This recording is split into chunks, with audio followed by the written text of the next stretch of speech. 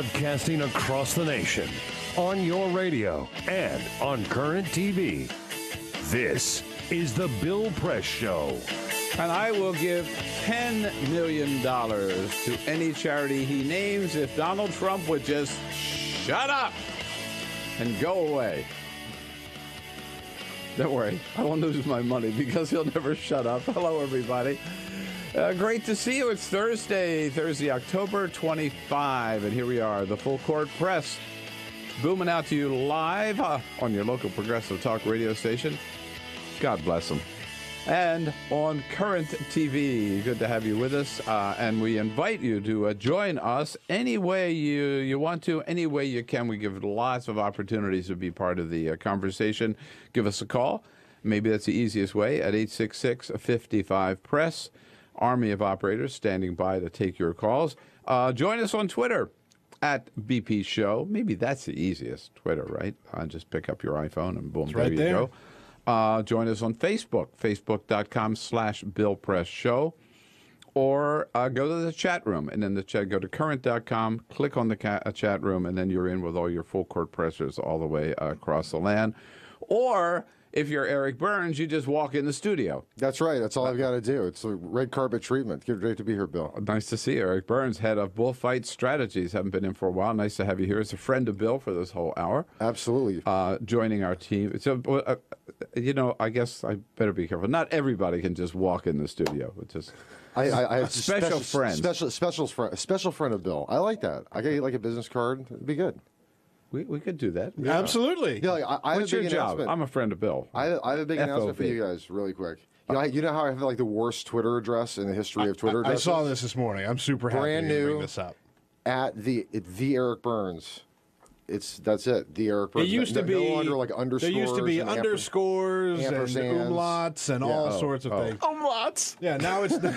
Now it's just the Eric Burns. It's just the Eric Burns. Eric Burns with a C. The Eric Burns. The Eric Burns. Yeah. At the Eric Burns. The Eric Burns. At the Eric Burns? The Eric Burns. Oh, because there's only one. You need to copyright that. The Eric Burns. I got to get my edge on the Eric Burns from Fox. I got to do everything I can. Yeah.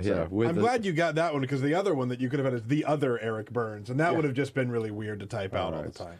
So you joined the team, of course, here. Peter Ogburn and Dan Henning. Good morning. With Phil Backert's got the phones. Cyprian Bolding, our videographer. Where would we be without him? You'd be in the dark. We'd be just a radio show. Yeah, right. We'd be wearing like well, we'd be dressed like Dan.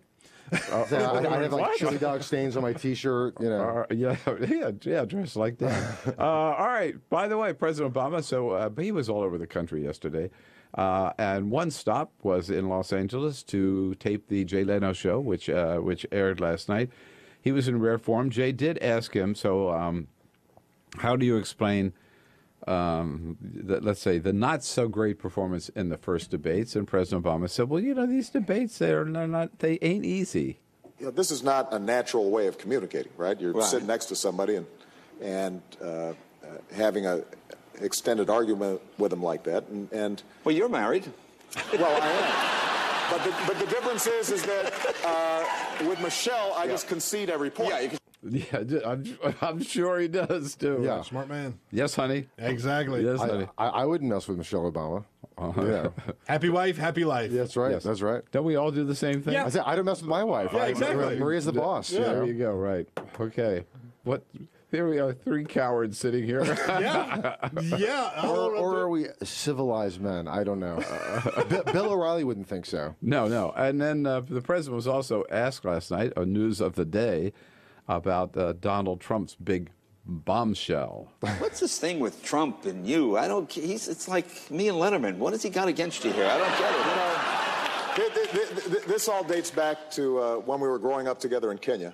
Yeah. That was so funny. I thought it Nice. was really great. Yeah. Trump's thing. Well, we'll get into that more. Well, let's see. Obama typically goes on these shows and is actually funnier than the host.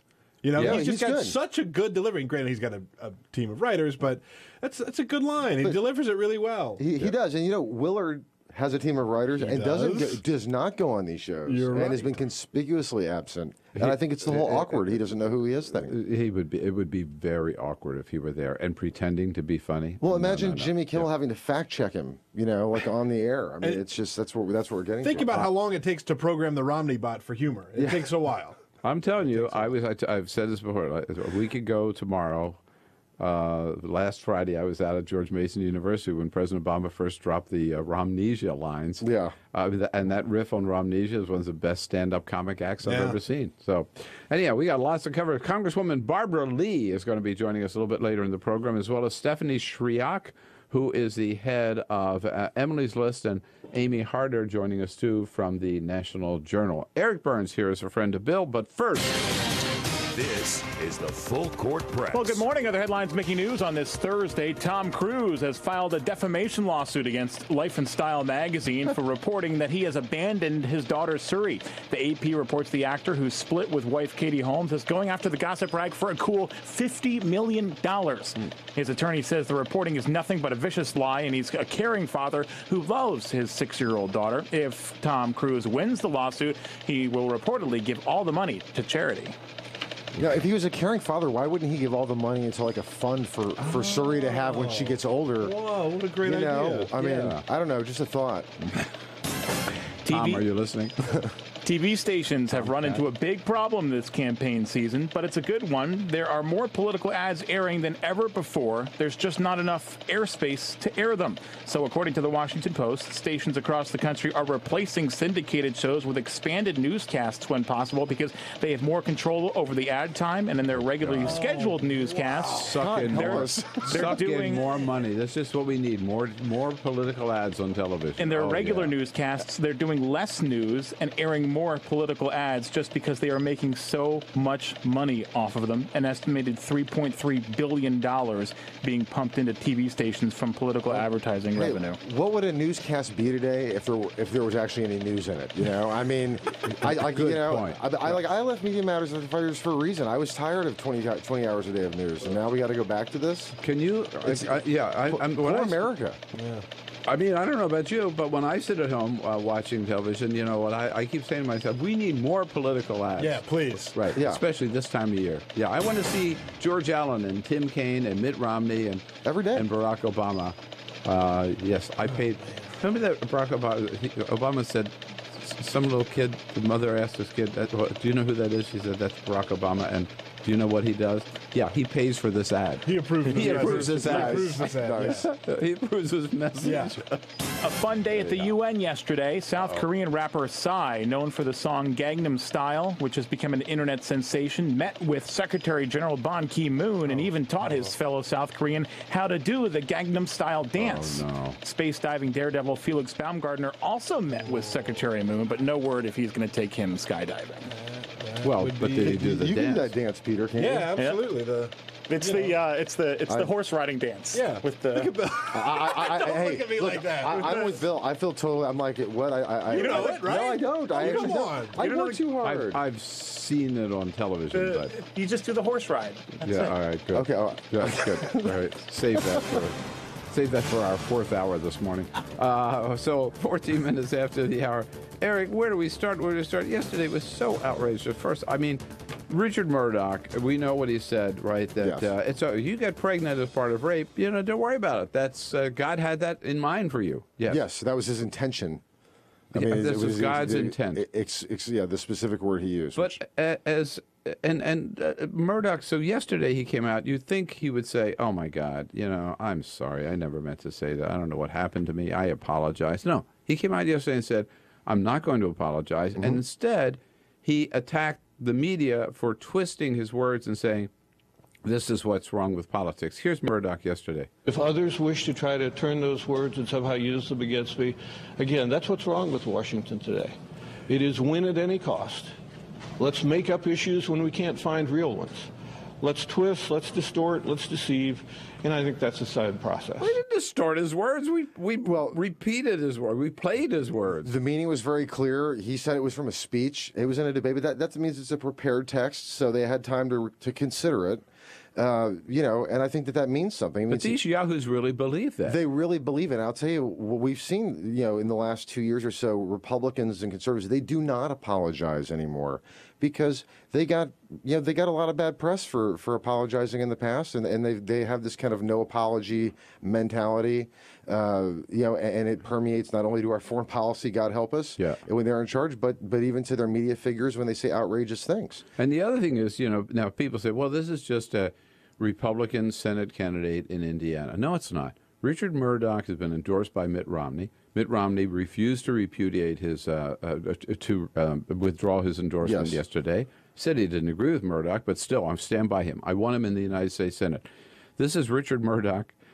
John Cornyn, head of the Senate Campaign Committee, stood by him. Mm-hmm. This is Richard Murdoch, who is heart and soul together with Todd Akin and Paul Ryan. They were the three that sponsored this extreme anti-women legislation in the United States Congress. We're just seeing these points of connection between these extremely out there radical fringe Tea Party-driven candidates. I mean, and he is a Tea Party driven candidate.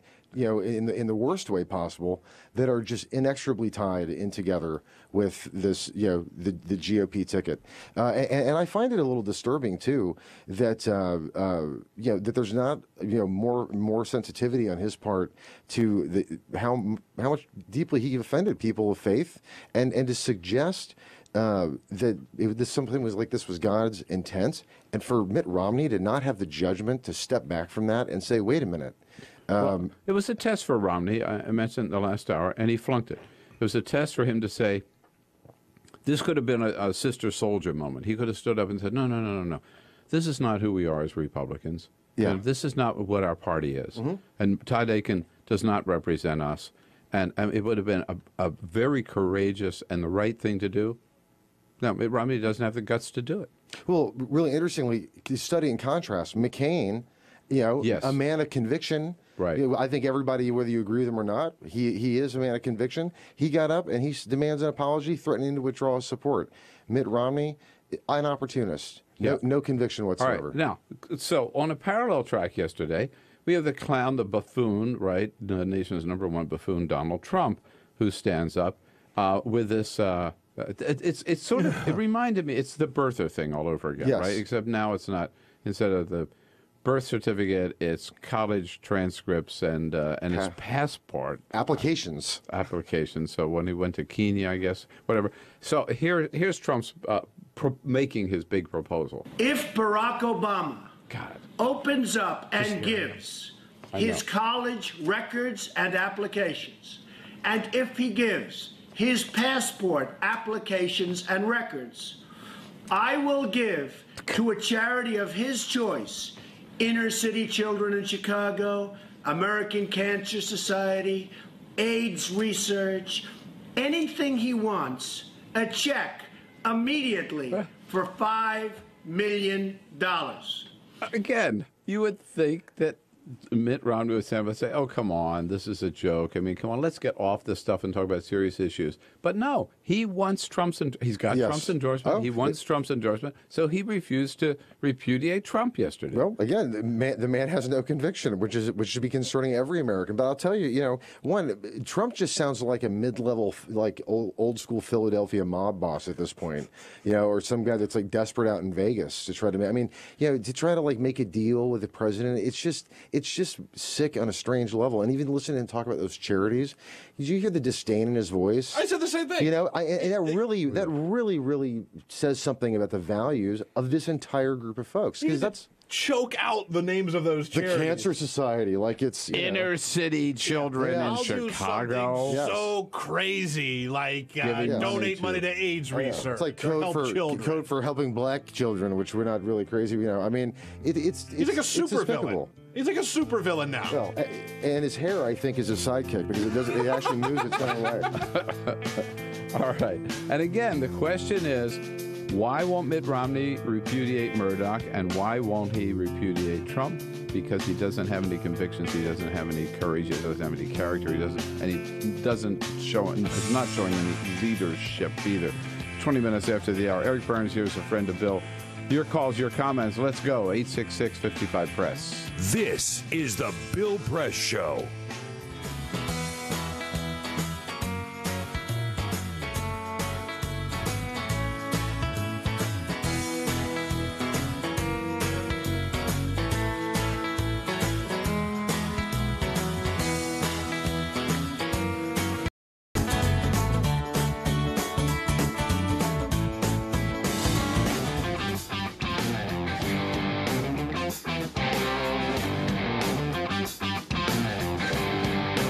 Radio meets television. The Bill Press Show. Now on Current TV. Here we go, 25 minutes after the hour of the Full Court Press on Thursday, October 25. Eric Burns, friend Bill, in studio with us for this hour. The only man, I think, the first man in the history of this program to walk in wearing a pocket handkerchief. You look very dapper this morning. It's a chief. Handkerchief. I don't know. Handkerchief. Oh, I'm sorry. Get out. It's a snot rag. It's a blue snot rag. Get out. I was trying to look sophisticated. I thought you were Roland Martin walking in here, but anyhow. Next, he's going to come in with an ascot. A little top hat and a monocle. I follow Roland around, and then whatever he wears, I put on. But I have always wanted to wear a monocle, Peter, and you know this. We've discussed this. So I may come in with a monocle. Next time. All right, what do we got on Twitter, Peter? We are tweeting at BP Show, at BP Show on Twitter. We were talking a lot about Richard Murdoch up there and his comments. Aria writes in, well, God's plan is for me to vote for President Obama to protect my body. Also, chiming in, good point. Stephanie says, Bill, Murdoch's version of this God is one sadistic SOB. And one person writing in, combining Murdoch and Donald Trump, Mitt Romney's new best friends, says, Murdoch and Donald Trump sitting in a tree, HISSING. Nice. Ooh. Pretty good. Yeah, that is pretty good. Can we say hello to Betty out in Escalon, California? Hi, Betty. Hi, Bill. Now, Betty. I was Betty. Yes. As a Californian, I've been everywhere in California, but I have no idea where Escalon is. It's on Route 120. Going towards Sonora. Oh, so up in the gold country, huh? Oh, well, not quite up that far, but okay. You know where Manteca is? Yes, I got you. Okay. I got you. I know where you are now. Okay. All right, what's your point, Betty? My point is, I wonder just how strong God's meaning would be if it was one of their daughters, wives, granddaughters that had been raped. Well, I wonder if they'd still have that same feeling about. That's a good question. That kind of, Betty, I appreciate that. That kind of brings it back home. Yeah, well, absolutely. I mean, it really does, because you don't, until you've lived something like that, you don't really know what's at stake, especially for like one of your children. And I mean, I must admit, I do not know of anybody. I don't think I've ever known a woman who went through that whole experience, but I've certainly seen enough of them on television and seen them testify, and read the stories. That just what a horrific experience. And to suggest, oh, come on, you're making too much of this. I mean, let's just go forward with God's plan for you. Oh, no. I have known women, and it is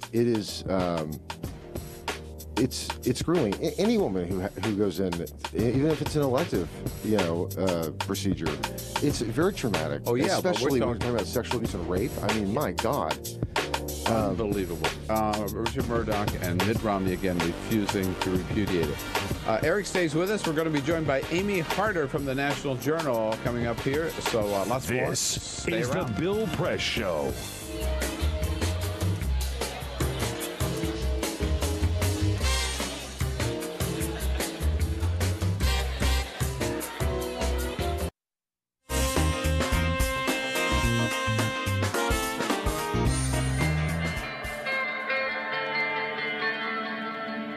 Heard around the country and seen on Current TV, this is the Bill Press Show. Here we go, 33 minutes after the hour now, the Full Court Press on Thursday, October 25. Coming to you live from our nation's capital and our studio on Capitol Hill, and brought to you today by the International Association of Iron Workers. Ironworkers, period. The sky's the limit for them under President Walter Wise, good men and women of the ironworkers. And you can find out more about their good work by going to ironworkers.org. I was thinking of them last Monday when I was in New York and saw that great new building there at the World Trade Center, capped off by the ironworkers. And we continue to talk about the news of the day here. One of the big issues that's come up in the debates over and over again, and a point of difference between Mitt Romney and President Obama, is the issue of energy, what our energy policy should be, whether we're doing enough in terms of drilling for more domestic oil here, getting independent from foreign sources of oil. Been talking about that for a long time. What about coal? What about nuclear energy? Amy Harder covers all of those issues for the National Journal, joining us in studio again this morning. Hi, Amy. Hi, good morning. Thanks for having me. Nice to have you back. And Eric Burns here. Yep. For this whole hour. I know. Aren't we lucky I feel special. As a friend of Bill. Thank Eric. you. Good to see you. So thanks for having me. Let's start with coal, okay? Mitt Romney runs around. He's Mr. Coal, even though when he was governor, he shut down a coal plant in Massachusetts. Is coal on its way out? I mean, what's the big deal with coal? I think is done with it's on its way out as king coal, but it's never going to go. Never, I shouldn't say never, but it's not going to go away as a dominant energy source for decades, maybe even centuries to come. But politically, is that because there's so much of it? It's because there's so much of it, because the shift to renewables is such a long shift. It's going to take drastic global action to get rid of coal to go to renewables, because the coal here right now, it has drastically gone down. The use of it here in the United States, we're just exporting it to places like China and India. And until those countries cut down on their coal use and go to renewables, coal will still be burned. And the ultimate cause of concern with something like coal, of course, is global warming. And by definition, it's a global issue. So if the greenhouse gas emissions are burned here in the United States or in India, it doesn't make a difference. And so that's why it needs to be addressed on a global level. And that's hard to do in especially a political campaign. You live in such a little microcosm of an echo chamber. It seems like, Eric, clean coal to me always sounds like airline food. Yes. I mean, look, and that's big with certain Democrats in West Virginia and conservative Democrats on the Hill. I don't really understand, having worked on the Hill, but I don't understand clean coal. I don't think there really is such thing as maybe cleaner coal. But and you're please correct me if I'm wrong. I think clean coal has become a euphemism for really complicated technology that's not commercially available. So it's gotten to this point where people don't think it's real. It's an oxymoron. But there's one plant in Mississippi, I think, that's employing this CCS technology that would be considered clean coal. I think cleaner is probably the better definition. Well, I read an article the other day, I think it was in the New York Times, just talking about natural gas. And now how much natural gas there is, and new methods of reaching the natural gas, even though we might have a problem with fracking or whatever, with fracking. But compared to coal, where with coal you've got the pollution, you've got the greenhouse gases, you've got cutting off of mountaintops, where with natural gas, and so you got that kind of a basically dirty fuel. With natural gas, there's lots of it. And it's clean. So isn't natural gas sort of edging coal aside? Oh, definitely. I just had a big story about this in the National Journal magazine. Actually, I spent a week in West Virginia, which is coal country, but it's also increasingly natural gas country. Second to Pennsylvania, has the most amount of shale gas from this Marcellus shale up in the Northeast. And so it's really where the ground zero is happening. I like to talk about the lesser of two evils when it comes to coal and natural gas. The environmentalists see natural gas as the lesser of two evils. In the political campaign, the coal industry sees Romney as the lesser of two evils. Yes, he made those comments when he was Massachusetts governor. The coal guys don't like that, but they like him better than they like President Obama. Well, but that's the owners of the coal plants, because am I mistaken? Didn't Romney get popped for some at an event they were coal workers and coal miners being forced to come out and stand behind Mitt Romney? And right, and that was a very awkward time for the Romney campaign. Kind of a management versus worker thing. Now, the other issue is in the debates back and forth, I think there's also in the vice presidential debate, the amount of drilling for oil in this country. Romney claims, I'm paraphrasing, right, that oil drilling has gone down, particularly on public lands under the Obama administration. And then I hear, and as part of the White House press corps, Jay Carney always tells us, and they tried out the numbers. No, actually, production, number of wells, new permits and everything has gone up, including on public lands. How do we sort it out, and who's telling the truth? Yeah, I have done a lot of fact-checking on that point. Aha, fact-checking. That's the word for this campaign. We are all fact-checkers. We are right. today. And it's funny because when I browse other publications, fact-checks, we all come up with different answers, which is sort of humorous, this whole fact-checking world that is... Sean Hannity actually Somebody has to fact-check the fact-checkers. Right.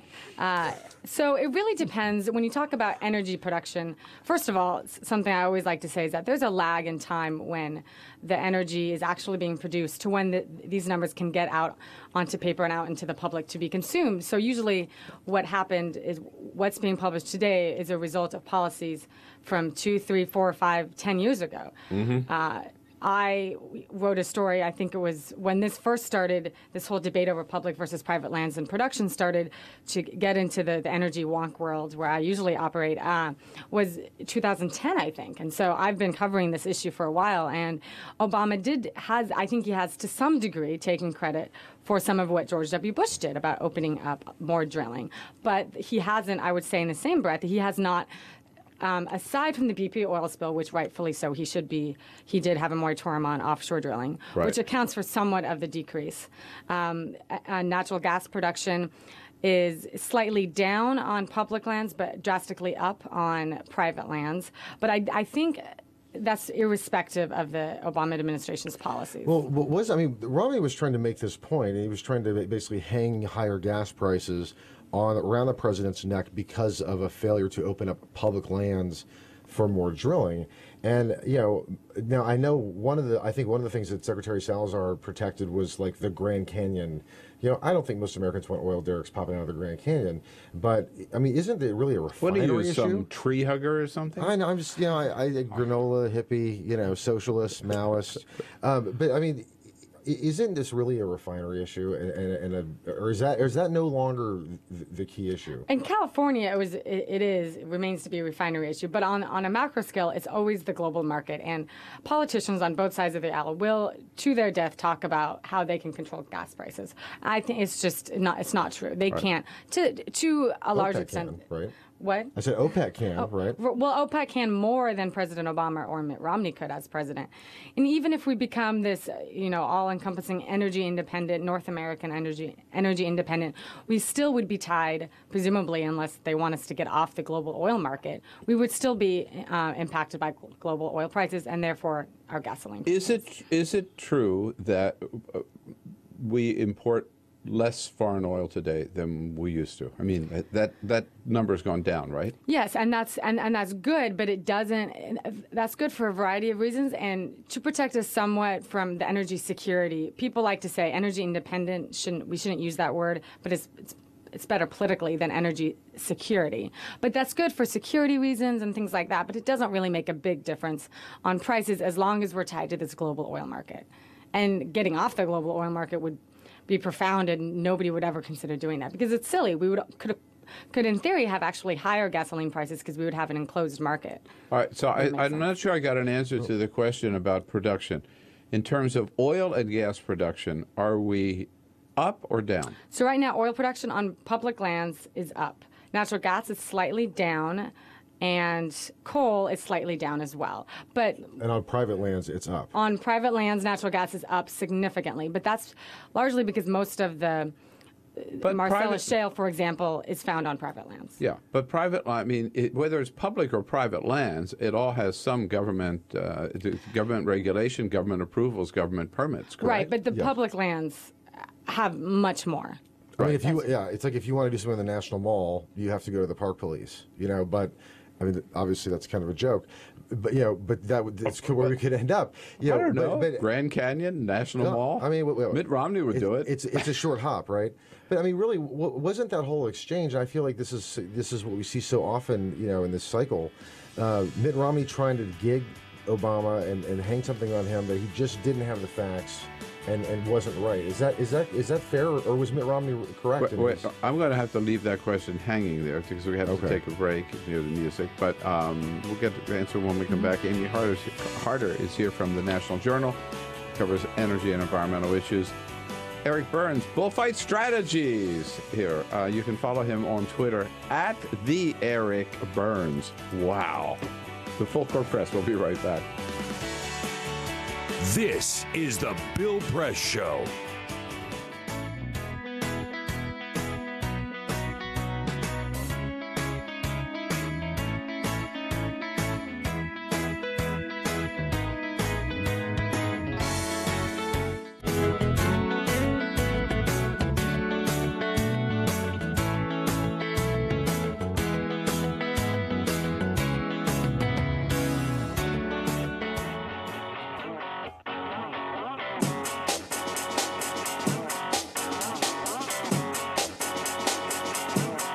This is the Bill Press Show. Hey, it's 13 minutes before the top. 13 minutes, that's right, before the top of the hour. Hello. Full Court Press on a Thursday, October 25. Good to see you. We're talking energy, environment, politics with Amy Harder from the National Journal. Eric Burns, Bullfight Strategies. We'll be right back to our conversation. Take your calls also. But first, here's a little word of advice for some of you, those of you who and having a hard time making ends meet at the end of the month, and who doesn't? You ought to check out incomeathome.com. You've heard me talk about them before. They're America's leading work-from-home business, doing business in over 80 countries today, and they're offering you an opportunity you can take advantage of no matter your age, education, or experience. You can literally earn money on your own computer from your own kitchen table 24/7. All you need is a little spare time. So if you're sick of living paycheck to paycheck, worried about job security or retirement, if your goal is to earn some extra income from home, part-time or full-time, Income at Home is where you ought to go. They're adding my listeners in record numbers and giving away $1,000 to somebody just for checking them out. So visit incomeathome.com. That's incomeathome.com. Amy, Eric, some breaking news on the political front. The Obama campaign announcing this morning that President Clinton, the big dog himself, is going to be joining President Obama on the campaign trail in Florida, Ohio, and Virginia. They're rolling out the big guns here at the for the last. That's that's going to be a real shot in the arm for the Obama campaign, and. Huge news this morning, just a few minutes ago on CBS Morning News. General Colin Powell endorsed President Obama for re-election. He had endorsed him in 2008, and he says that basically Romney's policies are all over the place. Obama's on the right track, and he's just we got to keep him going. That's huge, huh? I think it could be a real game changer. I mean, this could be, and I don't want to overstate it, but I feel like the missing Colin Powell endorsement or run for the last number of years has been kind of like the holy grail of endorsements and blessings from a respected American military figure. Yeah, I must admit, Amy, I got a little nervous a few weeks ago when Colin Powell said he wasn't ready to make an endorsement. He hadn't made up his mind, and I thought, hey, dude, you endorsed Obama in 2008. Yeah. I mean, and I thought, oh man, what if he went the other way? So the fact that he stuck with Obama. And the fact that it came after the debate on foreign policy, I think clearly whatever President Obama said there really resonated with him. Mm-hmm. Well, and I can tell you, Colin is a Republican, and he is, I think, representative of the Brent Scowcroft, James Baker, George H.W. Bush sector of the Republican Party, and I wonder if there's a deeper message here. And he is also very much not a neocon, and the neocons really do have sort of a stranglehold, it seems, right now on Mitt Romney's foreign policy. I think it shows how far the Republican Party has changed over the last couple of years. I know Powell in his comments mentioned how their, moderate Republicans is becoming an endangered species. The very same thing can be said for those in the House and the Senate. And I think it's a sign of how much things have changed within the Republican Party. Yeah. So Bill Clinton and Colin Powell jumping on the Obama bandwagon this morning. Eric had made a point before the break. Yes, I was asking Amy if during that debate, that interesting exchange, and where Mitt Romney was really drilling down, no pun intended, on whether he had his facts whether right. President Obama had increased or decreased drilling on public lands. I felt like Romney kind of got himself boxed in too tight and really lost the point in the debate. But I wanted to ask you if he was correct or if he was. I think technically, I think where he got his numbers, he cherry-picked, both candidates cherry-pick these numbers to make them seem a little bit better than they really are. I think he picked the change from 2010 to 2011, which was uniquely low because of the BP oil spill. And that must be pointed out, because I think even Romney, had he been president at the time, he probably would have done something similar because the pressure would have been so great. Almost had to. Now, I have to ask you before we go, not too much time here. Electric cars. What's happening with they're going to start building like a Cadillac hybrid or Cadillac electric car, I heard. Now, so does that mean that they're really working? People are buying them or not? People are not buying them as much as some people would have hoped 3-4 years ago, the beginning of President Obama's term, but his really ambitious fuel economy standards, which will require cars to get 54.5 miles to the gallon by 2025, will help provide a market for these, a forced market for these electric cars, because manufacturers have to make them in order, and other types of efficient cars to meet this standard. But right now, with cars like the Toyota Prius available, which is a hybrid, people just don't see the need to have full-on electric cars. The competition is really between the fuel-efficient cars themselves. Are you going to buy one, Eric? Well, there's one I would like to buy if I do very, very, very well, and I'm very, very nice to my wife. I'd love to have a Fisker, which is very, very expensive, but that's another problem. They're too expensive. It's an aspirational, but aren't the electric cars really the long-term solution? Hybrids in the short term? Yeah, I would say long-term in 20, 50 years maybe. All right. Amy Harder, great to have you in this morning. Thank you so much, keeping track of this stuff and bringing us up to date. Eric Burns, is always fun. Always great to be here, Bill. Thank you so much. All right. The Eric Burns. This is the Eric Burns. Yeah, finally. Yeah, the one and only. I'll be right back. Tell you what the president's up to today. Heard around the country and seen on current TV. This is the Bill Press Show.